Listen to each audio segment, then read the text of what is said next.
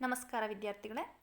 BBA aviation 4ನೇ semester Gaganyaan ನಿರ್ವಹಣಾ ಕನ್ನಡ 4 ಘಟಕ 4ರಲ್ಲಿ ಸಂಕೀರ್ಣ ಅನ್ನೋ ಒಂದು ಶೀರ್ಷಿಕೆ ಇದೆ.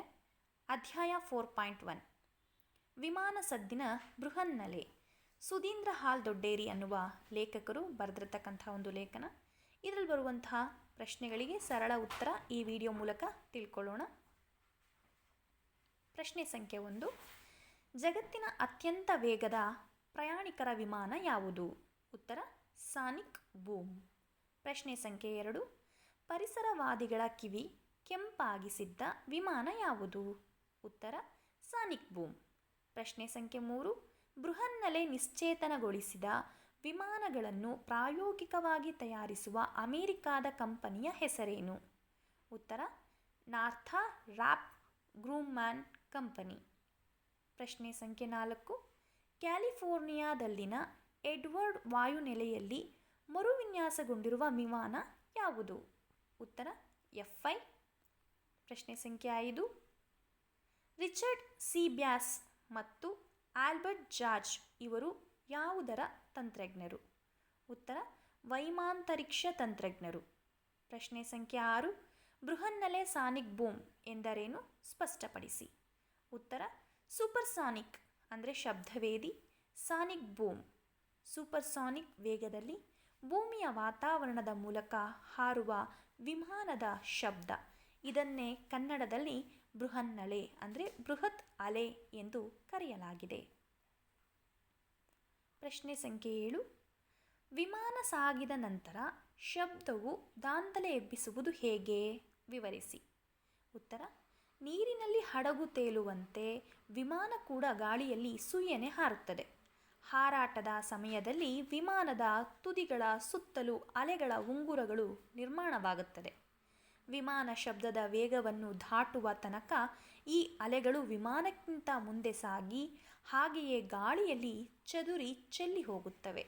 ವಿಮಾನದ ವೇಗ ಗಂಟೆಗೆ ಸುಮಾರು 1200 ಕಿಲೋಮೀಟರ್ ದಾಟದಂತೆ ಸದ್ದಿನ ಅಲೆಗಳ ಮುನ್ನಡೆ ಏರುಪೇರಾಗುತ್ತದೆ. ಶಬ್ದದ ಅಲೆಗಳಿಗಿಂತ ವಿಮಾನ ಮುಂದೆ ಸಾಗುತ್ತಾ ಮತ್ತಷ್ಟು ಅಲೆಗಳನ್ನು ಸೃಷ್ಟಿಸುತ್ತಿರುವಂತೆ ಹಿಂದೆ ಬಿದ್ದ ಪುಟ್ಟ ಅಲೆಗಳೆಲ್ಲ ಒಗ್ಗೂಡಿ ದೂರ ದೊಡ್ಡದೊಂದು ಅಲೆಗಳನ್ನು ನಿರ್ಮಿಸುತ್ತದೆ. ಸಮುದ್ರದ ತಟದಲ್ಲಿ ನಿಂತು ನಿಮ್ಮ ಕಣ್ಮುಂದೆ ವೇಗದ ದೋಣಿಯೊಂದು ಸೊಯ್ಯನೆ ಹಾಯ್ದರೆ ಎಂಥದ್ದೋ ಒಂದು ದೃಶ್ಯವನ್ನು ನೀವು ಕಲ್ಪಿಸಿಕೊಳ್ಳಬಹುದು. ಅಂದರೆ ಆ ನೀರಿನ ಅಲೆಗಳು ಉಂಗುರವಾಗಿ ಮೂಡುವುದನ್ನು. ಆರಂಭದಲ್ಲಿ ದೋಣಿಯ ಜೊತೆಗೇ ಅಲೆಗಳು ಕಾಲಕ್ರಮೇಣ ದೊಡ್ಡ ಅಲೆಯ ಭಾಗವಾಗಿ ರೊಯ್ಯನೆ ನಿಮ್ಮಡೆ ಬಂದು ತೊಯ್ದು ಬಿಡುತ್ತವೆ. ಇದೇ ರೀತಿ ವಿಮಾನ ಸಾಗಿದಾಗ ದೊಡ್ಡದೊಂದು ಶಬ್ದವು ಹಿಂದಿರುಗಿ ಬಂದ ದಾಂಧಲೆ ಎಬ್ಬಿಸುತ್ತೆ. ಭೂಮ್ ಭೂಮ್ ಶಕಲಕಲಕ ಎನ್ನುವಂತೆ ಎಲ್ಲರ ಎದೆಯನ್ನು ನಡಗಿಸುತ್ತೆ. ಈ ಬೃಹನ್ನಲೆಯೇ ಸಾನಿಕ್ ಬೂಮ್ ಎಂದು ಹೆಸರಾಗಿದೆ. ಪ್ರಶ್ನೆ ಸಂಖ್ಯೆ 8. ಕಾನ್ಕಾರ್ಡ್ ವಿವಾದದ ಕೇಂದ್ರ ಬಿಂದುವಾದುದು ಹೇಗೆ? ಉತ್ತರ ಸದ್ದಿನ ವೇಗ ಮೀರಿದ್ದು ಸದ್ದು ಮಾಡುತ್ತಲೇ ಸುದ್ದಿ ಮಾಡಿದ ಕಾನ್ಕಾರ್ಡ್ ವಿಮಾನದ ಬಗ್ಗೆ ನೀವು ಕೇಳಿರ್ತೀರ.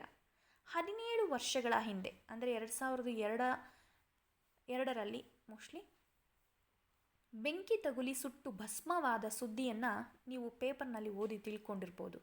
ಅಂದಿನಿಂದ ಜಗತ್ತಿನ ಅತ್ಯಂತ ವೇಗದ ಪ್ರಯಾಣಿಕರ ವಿಮಾನ ಎಂಬ ಹೆಗ್ಗಳಿಕೆಯಲ್ಲಿದ್ದಂತಹ ವಿಮಾನದ ಹಾರಾಟ ನಿಂತು ಹೋಗುತ್ತೆ. ಅದೇ ಕಾನ್ಕಾರ್ಡ್ ವಿಮಾನ. ಈ ಕಾನ್ಕಾರ್ಡ್ ವಿಮಾನಕ್ಕೆ ವಿದಾಯದ ಪಯಣಕ್ಕೆ ಟಿಕೆಟ್ಗಳೆಲ್ಲವೂ ಪ್ರಕಟಣೆ ಕೊಟ್ಟು ಕೆಲವೇ ಕ್ಷಣಗಳಲ್ಲಿ ಖಾಲಿಯಾಗ್ತಾ ಇತ್ತು. ನಾಗರಿಕ ವಿಮಾನಯಾನದ ಇತಿಹಾಸದಲ್ಲಿ ಹೊಸ ಮನ್ವಂತರವನ್ನು ಹುಟ್ಟಿಹಾಕಿದ್ದೇ ಈ ಕಾನ್ಕಾರ್ಡ್ ಅನ್ನುವಂಥ ವಿಮಾನ. ಇದು ವಿವಾದದ ಕೇಂದ್ರ ಬಿಂದು ಕೂಡ ಆಗಿತ್ತು. ಬಿಸ್ನೆಸ್ ಮಂದಿಯ ಪಯಣ ಕಾಲವನ್ನು ಸಾಕಷ್ಟು ಉಳಿಸಿ ಏರ್ಲೈನ್ ಸಂಚಾಲಕರ ಜೇಬನ್ನು ತುಂಬಿಸ್ತಾ ಇತ್ತು. ಈ ವಿಮಾನವು ನಿಲ್ದಾಣದ ಸುತ್ತಮುತ್ತಲ ನಿವಾಸಿಗಳ ಬಾಲನ್ನು ಅಕ್ಷರಶಃ ನರಕ ಮಾಡಿತ್ತು. ಇದು ಅಷ್ಟು ಶಬ್ದವನ್ನು ಸೃಷ್ಟಿಸ್ತಾ ಇತ್ತು. ಪ್ರಶ್ನೆ ಸಂಖ್ಯೆ 9.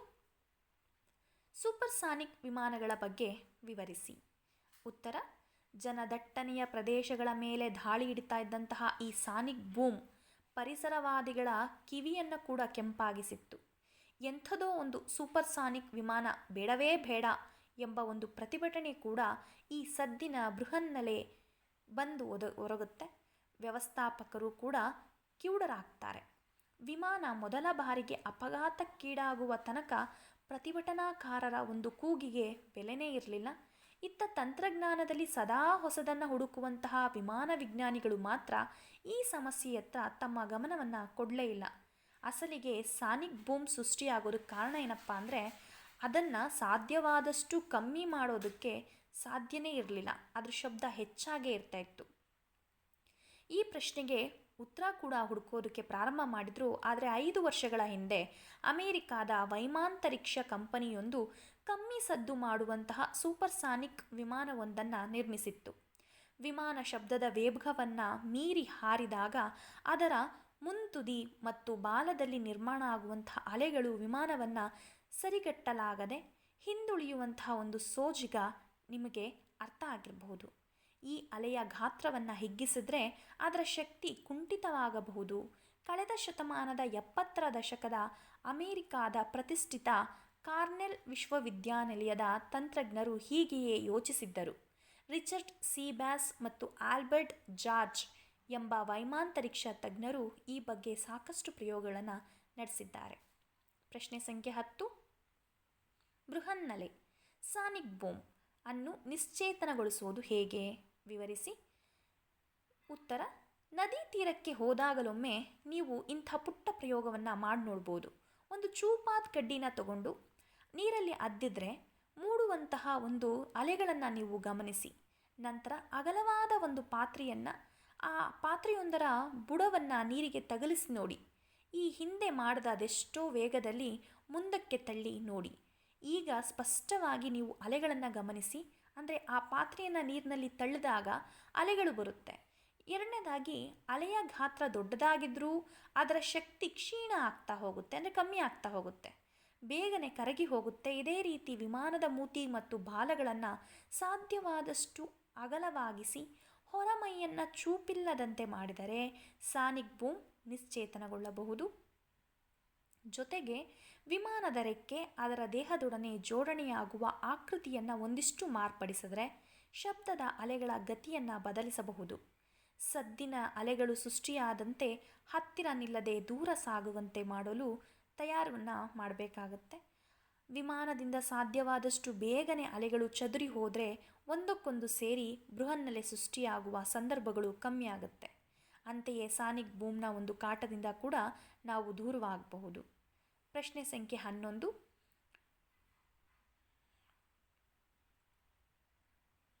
ವಿಮಾನ ನಿರ್ಮಾಣ ಮತ್ತು ಬಡ ಜನತೆಯ ಅಭಿವೃದ್ಧಿ ಇವುಗಳ ಅಂತಃ ಸಂಬಂಧವನ್ನು ಕುರಿತು ಲೇಖನದ ಹಿನ್ನೆಲೆಯಲ್ಲಿ ವಿವರಿಸಿ ಅಂತ ಕೇಳಿದ್ದಾರೆ.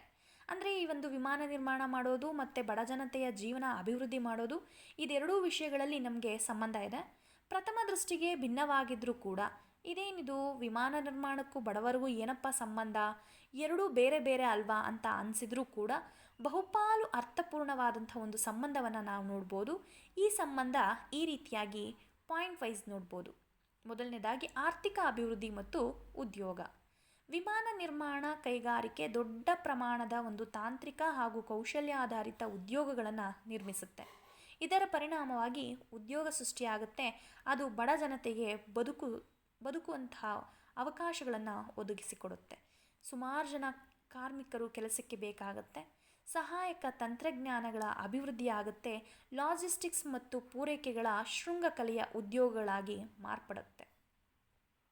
ಇನ್ನು ತಂತ್ರಜ್ಞಾನ ವರ್ಗಾವಣೆ ಮತ್ತು ಕೌಶಲ್ಯ ಅಭಿವೃದ್ಧಿ ಇದು ಕೂಡ ಅಷ್ಟೇ. ವಿಮಾನ ನಿರ್ಮಾಣಕ್ಕೆ ಅಗತ್ಯವಾಗಿರುವಂತಹ ತಾಂತ್ರಿಕ ಪರಿಣಿತಿ ಸ್ಥಳೀಯ ಕಾರ್ಮಿಕ ಶಕ್ತಿಗೆ ಕೌಶಲ್ಯಗಳನ್ನು ಕಲ್ಪಿಸಿಕೊಡುತ್ತೆ. ಕೌಶಲ್ಯಗಳು ಇತರ ಕೈಗಾರಿಕೆಯಲ್ಲಿಯೂ ಕೂಡ ಉಪಯುಕ್ತ ಆಗುತ್ತೆ. ಇದರಿಂದ ಬಡ ಜನರ ಒಂದು ಜೀವನ ಮಟ್ಟ ಸುಧಾರಿಸುತ್ತೆ. ಇನ್ನು ಪರೋಕ್ಷವಾದಂಥ ಪರಿಣಾಮಗಳು ಇದೆ. ಅದೇನಪ್ಪ ಅಂದರೆ ಮೂಲಸೌಕರ್ಯಗಳ ಅಭಿವೃದ್ಧಿ. ವಿಮಾನೋದ್ಯಮ ಅಭಿವೃದ್ಧಿಗೆ ಅಂತ ರೋಡ್ ಆಗುತ್ತೆ, ಎಲೆಕ್ಟ್ರಿಸಿಟಿ ಬರುತ್ತೆ, ಸಂವಹನ ಇತ್ಯಾದಿ ಮೂಲ ಸೌಕರ್ಯಗಳ ಒಂದು ಅಗತ್ಯ ಇರುತ್ತೆ. ಈ ಮೂಲ ಸೌಕರ್ಯಗಳು ಬಡ ಜನರಿಗೆ ಲಾಭ ಆಗುತ್ತೆ, ಏಕೆಂದರೆ ಇವು ಅವರ ಒಂದು ಗ್ರಾಮ ನಗರಗಳಿಗೂ ಕೂಡ ತಲುಪುತ್ತೆ. ಇನ್ನು ಆರ್ಥಿಕತೆಯಲ್ಲಿ ವೃದ್ಧಿ ಮತ್ತು ಸರ್ಕಾರಿ ಆದಾಯ ಅಂತ ಒಂದು ಪಾಯಿಂಟ್ ಬರುತ್ತೆ. ವಿಮಾನೋದ್ಯಮ ದೇಶದ ಒಂದು ಆರ್ಥಿಕತೆಯನ್ನು ಉತ್ತೇಜಿಸುತ್ತೆ. ಇದರ ಮೂಲಕ ಸರ್ಕಾರಕ್ಕೆ ಹೆಚ್ಚುವರಿ ಆದಾಯ ಕೂಡ ಬರುತ್ತೆ.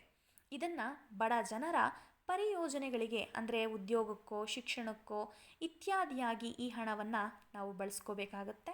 ಒಟ್ಟಾರೆಯಾಗಿ ನಿಮ್ಮ ಪರೀಕ್ಷೆಗೆ ಸದುಪಯೋಗ ಆಗಲಿ ಅನ್ನೋ ಕಾರಣಕ್ಕೆ ಈ ವಿಡಿಯೋ ಮಾಡ್ತಾ ಇದ್ದೇನೆ. ಲೈಕ್, ಶೇರ್, ಕಮೆಂಟ್ ಮೂಲಕ ನನ್ನನ್ನು ಕೂಡ ಉತ್ತೇಜಿಸಿ. ಮತ್ತೊಂದು ವಿಡಿಯೋ ಮೂಲಕ ಭೇಟಿಯಾಗೋಣ. ಧನ್ಯವಾದಗಳು.